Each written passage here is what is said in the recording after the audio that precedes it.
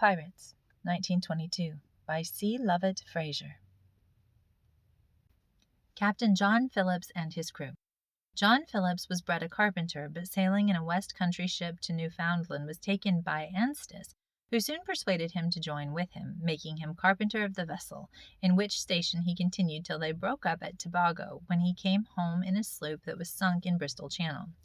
But he did not stay long in England, for hearing of some of his companions being taken in Bristol Gaol, he moved off to Topsham, and there shipped himself with one Captain Wadham for Newfoundland, where when the ship came he ran away, and hired himself a splitter in the fishery for the season. But he soon combined with others in the fishery to go off with one of the vessels that lay in the harbour, and turned pirate, and accordingly fixed upon the 29th of August 1713 at night. But of 16 men that promised, 5 only were as good as their word. Notwithstanding, Phillips was for pushing on, assuring them that they should soon increase their company.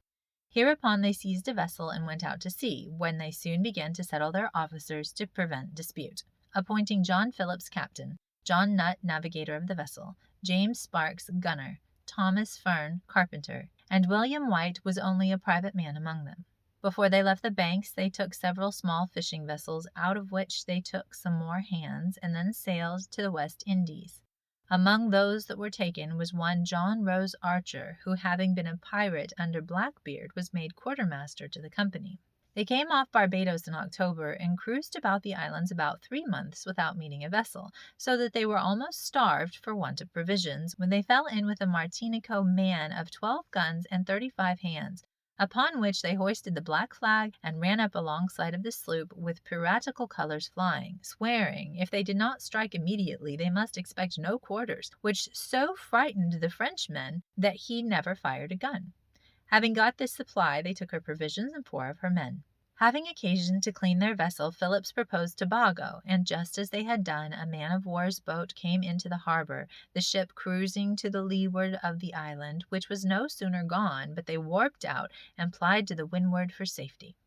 In a few days they took a snow with a few hands in it, on board of which they sent Fern the carpenter, William Smith, Phillips Wood, and Taylor. But Fern, being dissatisfied at Archer's being preferred before him to be quartermaster, persuaded the rest to go off with the prize. But Phillips gave them chase, and coming up with them, shot Wood and wounded Taylor in the leg, upon which the other 2 surrendered. From Tobago they stood away to the northward, and took a Portuguese bound for Brazil, and 2 or 3 sloops for Jamaica, in one of which Fern, endeavoring to go off, was killed by Phillips, as was also another man for the like attempt, which made all the others more fearful of discovering their minds, dreading the villainy of a few hardened wretches who feared neither God nor devil, as Phillips was often used blasphemously to say. On the 25th of March they took 2 ships from Virginia. The master's name of one was John Phillips, the pirate's namesake, of the other Robert Mortimer, a stout young man. Phillips stayed on board Mortimer's ship while they transported the crew to the sloop, when Mortimer took up a handspike and struck Phillips over the head, but not knocking him down, he recovered and wounded Mortimer with his sword. And the other 2 pirates who were on board, coming to Phillips' assistance, they cut Mortimer to pieces, while his own 2 men stood and looked on. Out of the other Virginia man, they took Edward Cheeseman, a carpenter, to supply the place of Fern, who, being averse to that way of life, proposed to J. Phillimore, who was ordered to row chessmen on board Mortimer's ship, to overthrow their puritanical government from time to time, as occasion offered, and they consulted how to do. The pirates, in the meantime, robbed and plundered several ships and vessels, bending their course towards Newfoundland, where they designed to raise more men, and do all the mischief they could on the banks and in the harbours.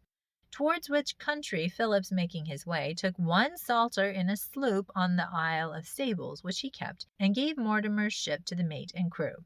Also a schooner, one Chadwell master, which they scuttled in order to sink. But Phillips, understanding that she belonged to Mr. Menors of Newfoundland, with whose vessel they first went off a-pirating, said, "We have done him injury enough already," and so, ordering his vessel to be repaired, returned her to the master.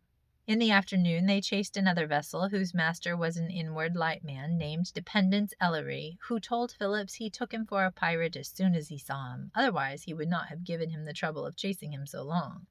This so provoked Phillips and his crew that they made poor Dependence, for his integrity, dance about the ship till he was weary, after which they took 10 other ships and vessels, and on the 14th of April they took a sloop belonging to Cape Ann, Andrew Heradine master, which looking upon to be more fit for their purpose, they came on board, keeping only the master of her prisoner, and sending the crew away in Salter's vessel.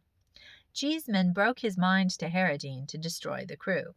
Upon this it was concluded to be 12 o'clock at noon when Chessman, leaving his working tools on the deck, as if he had been going to use them, walks off. But, perceiving some signs of fear in Heradine, he fetches his brandy bottle and gives him the rest of a dram, saying, "Here's to our next meeting." Then he talks to Nutt. In the meanwhile, Phillimore takes up an axe while Chessman and Heradine seize Nutt by the collar and toss him over the side of the vessel. By this time the boatswain was dead, for as soon as Phillimore saw the master laid hold up, he up with the axe and cut off the boatswain's head, which noise soon brought the captain upon deck, whom Chessman saluted with the blow of a mallet, which broke his jawbone but did not knock him down, upon which Heradine came to the carpenter's aid, when Sparks the gunner interposing, Chessman tripped up his heels and flung him into the arms of Charles Ivymay, who at the moment threw him into the sea. And at the same time, Heradine throws Captain Phillips after him, bidding the devil take them both. This done, Cheeseman jumps from the deck into the hold to knock Archer on the head, when Harry Giles came down after him, desired his life might be spared, which being agreed to, he was made a prisoner and secured.